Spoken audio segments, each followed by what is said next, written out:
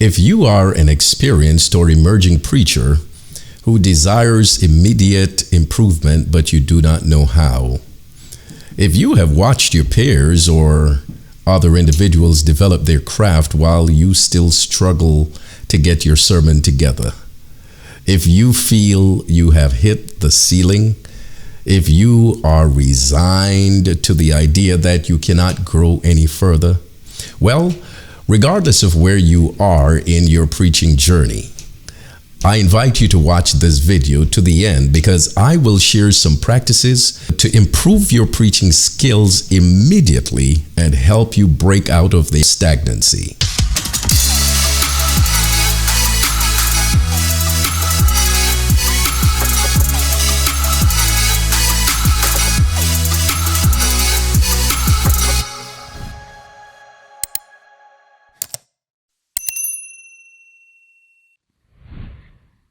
There is no magic pill for sermon preparation. The process can be downright frustrating at times, and anyone who says otherwise is really lying to you. As experienced preachers, many of you have lost the passion for preaching and have just been doing the regular routine simply to get by. And there are many of you as young and emerging preachers, you have already become burnt out and have become stuck in the valley of mediocrity. Many of you are silently asking the question if there is anything that can be done to inject energy into your preaching and furnish you with some improvement. Well, allow me to suggest 5 practices that I believe are guaranteed to improve your preaching immediately. Number 1.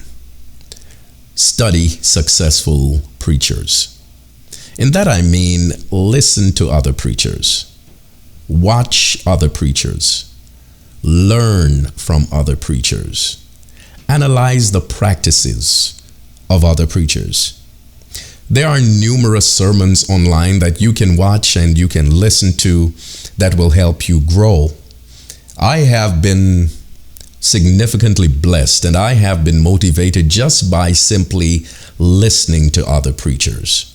I have learned diverse aspects of preaching from different preachers who have mastered specific techniques and skills and practices. And I suggest that you seek out some individuals and watch or listen to them. Cleophas LaRue, in the book I Believe I'll Testify, The Art of African American Preaching, page 124, suggests that you will never improve if you cannot find someone that is good enough for you to listen. Here's what he says. In the first instance, I believe you get better at preaching by listening to preaching, by listening to preachers whom you have found something you admire. Preaching is one of those oral events where you can actually improve your own preaching by listening to the sermons of others. And I do mean listen, for there is so much that is lost in written sermons, such as intonation, inflection, pace, emphasis, gesture, a twinkle in the preacher's eye, an unrehearsed moment of humor, and so forth. But there is much to be learned in listening. Now, to develop and expand your appreciation, you must be eclectic. Don't just listen to one preacher and one style. Listen to a wide variety of individuals and see that which is compatible to your style and to your appreciation. Listen so that you can learn. Listen so that you can grow. Number 2, value your uniqueness.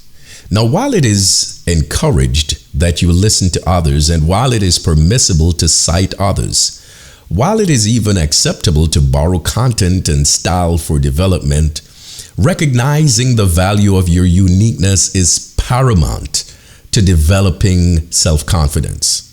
You are unique. You are special. You cannot be somebody else, and somebody else cannot be you.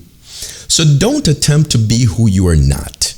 That is actually bearing false witness in the pulpit. That is pulpit idolatry. Value your uniqueness. God has called you to be you.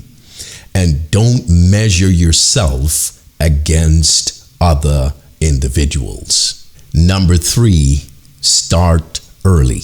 Stop procrastinating. I often hear the complaints, I don't have enough time. I don't have the right idea. I don't have the motivation right now. Well, that's the precise reason why you need to start early. Because if you don't have the idea, the time now, what guarantees do you have that you will have them later? Don't get drunk on the adrenaline rush that comes with doing it at the last minute and receiving affirmations and praises from the people who listen. Listen to me. The greatest self-affirmation for a sermon well received after it is done in procrastination is never to do it again. Don't get addicted to the spiritual accolades that come to you after you procrastinate. The discipline to prepare in a timely way must override the temptation of procrastination. Yes, there are times when one has to do a last-minute sermon and the Spirit comes through mightily with a needed word. However, such situations must be the exception. They must not be the rule. The discipline of time management, the discipline of starting early is what you need to do so you can improve, so your mind can expand for more creative ideas and you will be able to grow. Number 4, think like a listener. Oftentimes when we are preparing sermons, it is easy for us to think like preachers. We think of what would appeal to us as preachers. We think of the word studies, the exegesis that will appeal to us. We think of the things that we will want to hear. We think of the things that we believe are impressive to us. However, when you are writing, when you are preparing to preach to others, you need to start thinking about what will appeal to them. You need to ask the question, when you write this and when you're about to present it, you need to ask yourself the question, would I listen to this from someone else? Does this really make sense?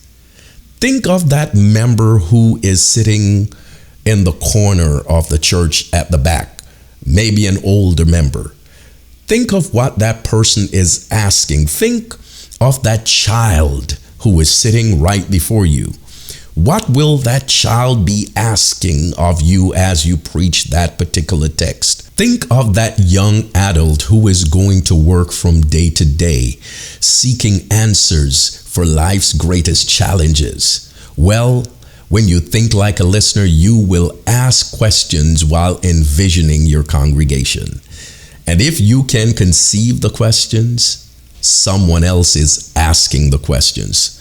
The questions are not only for your benefit in preparing.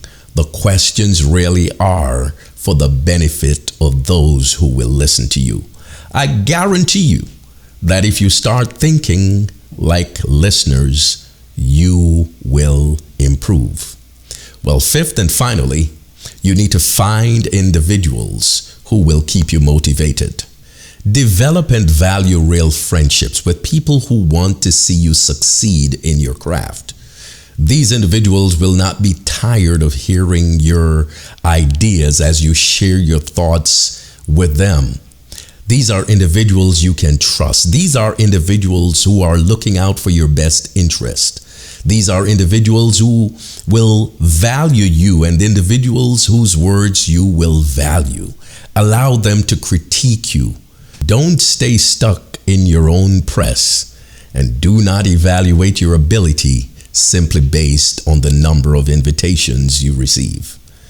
If you are that person who right now is stuck in that mode of averageness, of mediocrity, and you desire to grow, I guarantee you If you practice these 5 tips, you will grow immediately.